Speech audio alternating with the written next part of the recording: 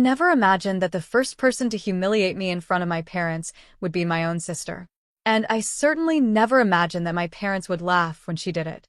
One moment I was sitting at the dinner table, exhausted from a long day of work, trying to enjoy a quiet meal. The next, I was staring up in shock after being slapped across the face with a sandal. Right there. In front of everyone. Over something as petty as a piece of chicken. But the slap wasn't what shattered me. It was the silence. Then the smirk. And finally, the laughter from the very people who knew exactly how much I had done for this family. The bills I paid. The groceries I brought home. The tuition fees I covered. They knew. They had always known. But still they laughed. That was the moment I realized something no one ever teaches you. The people you sacrifice everything for can be the ones who value you the least. I didn't cry. I didn't scream. I didn't even get up from the table right away. I just stared at their faces. My sister's smug expression, my mother's chuckle, my father shaking his head like I was being dramatic. And in that moment, I made a promise to myself. This was the last time I'd let anyone treat me like I was nothing. My name is Camilla, and I'm 26 years old. I live with my parents and my younger sister, Sabrina, in a small 3-bedroom house. People always say family is everything. But what if your own family laughs while you're being humiliated? I work full-time at a tech company nearby. I don't spend much on myself, I don't complain, and I never ask for thanks. For the last 2 years, I've been paying for almost everything in the house. The bills, the groceries, the internet, and even Sabrina's college tuition. My parents knew. In fact, they depended on it. They never once offered to help or even say thank you, but they knew the truth. The only one who didn't know was Sabrina. She thought they were covering everything. I let her believe that because I didn't want to cause tension. I thought I was doing the right thing by keeping the peace. But I was wrong. Last Sunday during dinner, everything changed. I had just finished cooking a full meal, while Sabrina sat on the couch scrolling through her phone. At the table, she got upset because I took the last piece of chicken. I thought she was joking, so I smiled. Then she stood up and slapped me across the face with her sandal. The room froze. For a second, I expected my parents to stand up for me. But they laughed. My dad said, "Maybe you shouldn't tease her," and my mom chuckled, "Don't be so dramatic, Camilla." I wasn't just hurt. I was humiliated. They knew I was the one keeping this house running. They knew, and still, they laughed. That night, I promised myself this would never happen again. I didn't sleep that night. I stared at the ceiling, replaying everything in my head. The slap. The sting. My parents laughing like it was some sort of joke. But what hurt the most wasn't the sandal. It was knowing that the people I sacrificed for had absolutely no respect for me.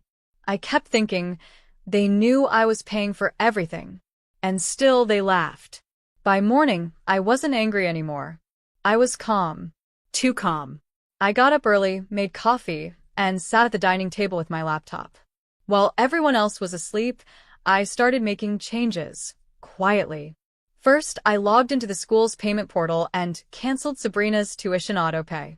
Next, I opened all the utility accounts, gas, water, electricity, internet, and removed my name from every single one. I had been paying them all through my own bank account. I disconnected everything. Then I printed all the receipts, every bill I'd paid for the last year. I put them in an envelope and left it on the kitchen counter with a short note. Here's a breakdown of everything I've been paying for. You knew this, and still chose to humiliate me. From now on, take care of yourselves. Camilla. I didn't wait for their reaction. I packed my bag, grabbed my car keys, and left. No yelling. No goodbye. No second thoughts. I drove straight to my friend Ria's apartment on the other side of town. She had once told me, "If you ever need to get away, my couch is yours." I didn't think I'd ever take her up on that offer. But that morning, I knocked on her door, puffy-eyed, tired, and done. She opened the door and hugged me without asking a single question. I had left everything behind, but for the first time in years, I felt free. By the next morning, my phone was flooded with missed calls and angry texts from both my parents. Sabrina had sent 5 long messages, each one angrier than the last. "What the hell did you do? The Wi-Fi isn't working. They said I've been removed from the school system. Are you serious? Are you trying to ruin my life? You're so selfish, Camilla. Selfish. That one hit me like a punch in the stomach. For years, I had worked overtime shifts, skipped vacations, and lived on instant noodles so they could eat well. I gave up buying new clothes so Sabrina could wear designer shoes. And now I was selfish? I didn't reply. A few hours later, Ria came into the living room holding her phone. Cam, your mom just posted something weird on Facebook, she said. I opened the app. My mom had posted a dramatic paragraph, pretending to be the victim. Some people forget where they come from and turn their back on their own family. After everything we've done for them. Heartbreaking. I almost laughed. Everything they did for me? I was the one who kept the lights on. I was the one who made sure Sabrina didn't get kicked out of college. And now that I stopped, they were playing the sympathy card? I didn't comment. I didn't defend myself. Instead, I made a decision. It was time to show the truth. That night, I sat down with Ria and wrote a simple blog post. I didn't name names. I didn't curse or attack anyone. I just told my story. I was slapped in the face during dinner. My parents laughed. They knew I had been paying every bill, every tuition fee, every grocery run. I left. And now they're angry because their free ride is over. I hit publish and closed the laptop. By morning, it had gone viral. When I woke up the next day, my phone was buzzing nonstop. Notifications poured in, comments, shares, private messages. My post had been picked up by a few popular pages, and people were reacting fast. Thousands of strangers, mostly women, were sharing their own stories in the comments. Same thing happened to me. Thank you for speaking up. You did the right thing. Family doesn't mean allowing abuse. This gave me the courage to walk away too. I scrolled through the messages with tears in my eyes. For the first time, I didn't feel alone. I didn't feel crazy. I felt seen. Even better, some people were offering opportunities. A woman named Monica, who ran a financial advice page, reached out. Camilla, I saw your post. You're clearly responsible, smart, and strong. Ever thought about helping others manage money? We're hiring part-time writers. I couldn't believe it. I hadn't even looked for a job, but life was opening new doors on its own. Meanwhile, back at my parents' house, things were falling apart. Ria told me someone had commented on my mom's Facebook post. Is this about your daughter, Camilla? I saw her story. You should be ashamed. By that evening, my parents deleted their post. Sabrina tried calling me again this time. She was crying. Camilla, please, can we talk? You embarrassed us online. The whole school is talking about it. You ruined everything. But I didn't answer. Because I didn't ruin anything. They did. With their silence. With their laughter. With that slap. They expected me to be quiet forever. But now, I had a voice. And the world was listening. A few days passed and the phone calls didn't stop. At first, my parents and Sabrina were furious, blaming me for the public embarrassment. But as the bills started piling up and Sabrina officially got expelled from her college, their tone changed. Now, they were desperate. My mom called, crying, Camilla, please, the power's been cut off. We don't have internet. The water's next. Can't we just fix this? Come home, baby. Let's forget everything. I wanted to scream. Fix what? The slap? The laughter? The years of using me like a walking ATM? Then came my dad's call. He didn't cry. He went straight to guilt. This is your family, Camilla. You don't turn your back on blood. We didn't mean to hurt you. Sabrina's just a kid. Don't punish everyone over one small thing. One small thing? I almost dropped the phone. You laughed when your daughter was slapped across the face. I said quietly. That's not a small thing. He sighed and hung up. Later that night, Sabrina sent a long voice note. She wasn't yelling this time. Her voice was shaky. I'm sorry, okay? I shouldn't have done that. I didn't know you were paying for everything. I thought mom and dad were. I guess. I took it all for granted. I sat on Ria's couch listening, not sure whether to feel angry or sad. Sabrina sounded sincere. But sorry doesn't erase years of disrespect. I messaged back only one sentence. It's not about the money anymore. It's about respect. And I'm finally choosing myself. I didn't block them, but I didn't reply again either. For the first time, I had drawn a boundary, and I wasn't stepping over it again. Moving in with Ria was supposed to be temporary, but after 2 weeks, I started to feel something I hadn't felt in years: peace. No one was yelling at me. No one was demanding money. No one was making me feel small or invisible. I had space to breathe. Ria was incredibly kind. She gave me the guest room, cooked dinner with me, and even helped me set up a small desk in the corner to work on freelance writing jobs. The offer from Monica, the financial blogger, had turned into a real opportunity. I started writing weekly posts about budgeting, financial boundaries, and emotional burnout caused by family pressure. People loved it. Comments flooded in. "This is exactly what I needed to read. I'm learning how to say no because of you. You're helping more people than you know." And for the first time ever, I realized I wasn't just surviving, I was growing. Meanwhile, I heard through mutual friends that things at my parents' house had gotten worse. Without my payments, the utility companies disconnected everything. Sabrina had to drop out of college, and my parents were borrowing money from relatives, most of whom weren't interested in helping them after seeing my blog post. No one felt sorry for them anymore. One day, Ria walked into the kitchen holding her phone and grinned. "Cam, you won't believe this. A podcast wants to interview you about your story. Like, publicly." My first reaction was fear. Share everything out loud? Let strangers hear my voice? But then I thought about how far I'd come. The slap. The silence. The escape. The growth. "Yeah," I smiled. "Let's do it." Because this time, I wasn't going to stay silent. The podcast episode went live on a Thursday morning. It was titled, "When Family Turns Their Back, Camilla's Story."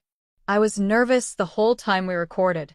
My voice trembled at first, especially when I spoke about the night of the slap. But the host, a calm and thoughtful woman named Leah, guided me gently through the conversation. I talked about how I'd paid every bill in silence, how I kept the house running without asking for recognition, and how the people who knew all along, the ones who should have had my back, laughed when I was attacked. I ended the interview with something I had only realized recently. Respect is not optional. Love without respect is not love at all. I thought I was being a good daughter by sacrificing everything. But I wasn't being good. I was being used. By the end of the week, the episode had over 500,000 listens. My inbox exploded with messages from people who'd been in the same position, some men, many women from all over the world. A few shared stories about similar family betrayals. Others simply wrote, "Thank you. I'm finally ready to walk away too." Suddenly, my name was floating around in articles, social media tags, and discussion threads. That one sandal slap, meant to humiliate me, had become the spark that lit a fire. Even companies started noticing. One financial app offered to sponsor my writing series. Another asked if I'd like to be part of a campaign promoting financial independence for women. I wasn't just healing. I was building something new.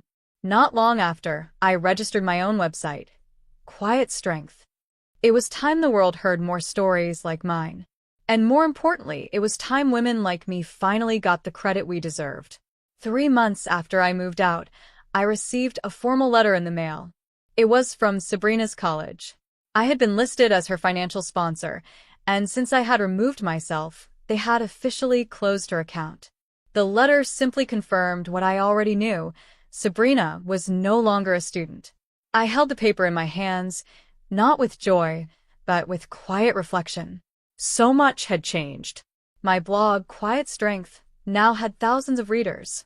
I hosted weekly Q&A sessions, wrote personal stories, and even invited others to share their own. A few local schools had reached out, asking if I would speak at workshops on financial responsibility and self-respect. I said yes, not because I wanted attention, but because I finally understood my worth. Then one afternoon, I got a text from my aunt, my mom's older sister. We hadn't talked in a long time. "Camilla, your mom isn't doing well. She's been staying quiet, barely leaving the house. She's different now. Just thought you should know." I stared at the message for a while. Part of me wanted to ignore it.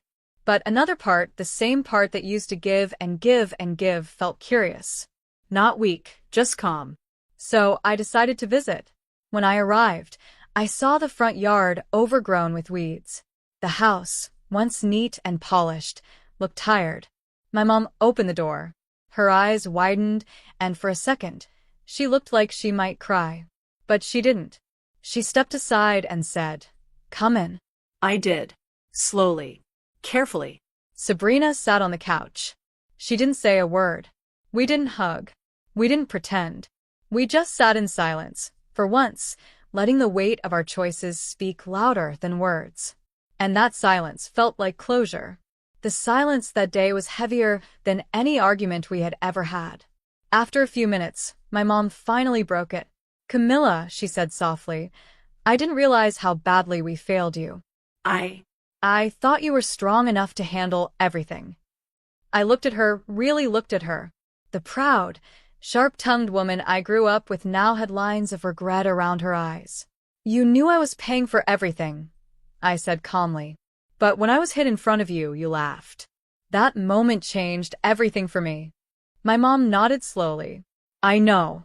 And I don't expect you to forgive me. But I needed you to know. I'm sorry."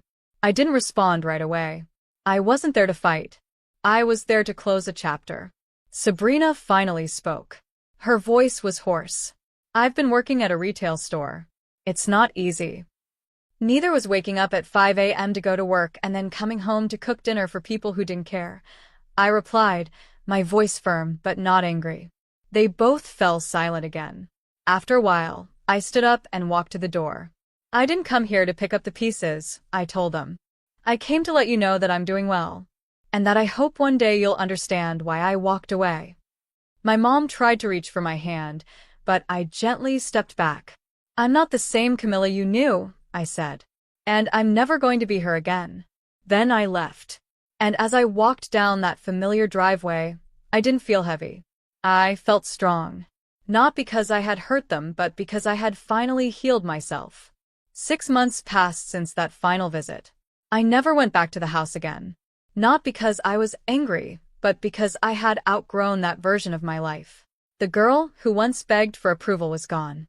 I had become a woman who stood on her own. My blog Quiet Strength turned into a full-time project. I was now writing for 3 major platforms, giving talks at colleges, and coaching young women on how to take control of their finances and set boundaries, especially with toxic families. I also got my own apartment. Small, sunlit, and all mine. No shouting in the background. No slammed doors. Just peace. One evening, as I sat on my tiny balcony sipping tea, I received an email from Monica, the woman who gave me my first freelance chance. "Camilla, I just wanted to say your story changed lives. We still get messages about your podcast episode every week. Keep going. You were made for this." I smiled. Not because I needed praise, but because I had finally become someone I respected. Later that week, I did one final thing. I wrote myself a letter. "Dear Camilla, you survived what others would have crumbled under. You didn't just walk away. You built a new life. You were never the problem. You were the solution all along. Keep choosing yourself. Again and again. With love. The version of you who finally feels free."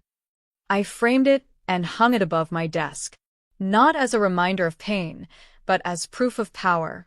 They thought they could break me with a slap. But that was the moment I woke up. And now, they watch from afar, while I rise.